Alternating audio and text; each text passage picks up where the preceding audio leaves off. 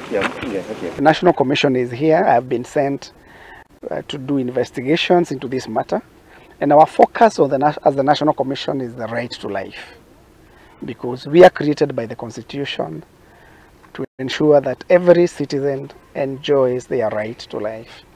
So I won't be speaking to the case because we are still gathering facts, but I must state that we are very concerned that what we are hearing neighbors on inactivity by agencies who are supposed to have acted for purposes of ensuring that the perpetrators of this heinous crime are brought to justice. In this particular case, she was accused of being a witch, together with a list of other women, some of who were brutally beaten.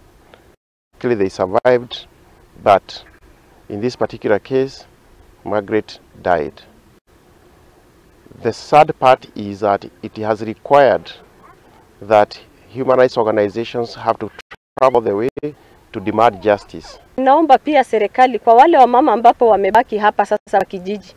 Pengine kuna wale wameshaitwa majina yao. Tafadhali tunaomba msiue hawa mama.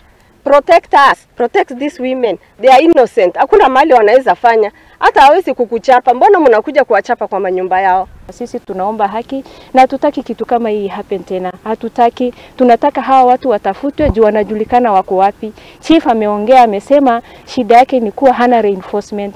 Chief asaidiwe apate reinforcement. Hawa watu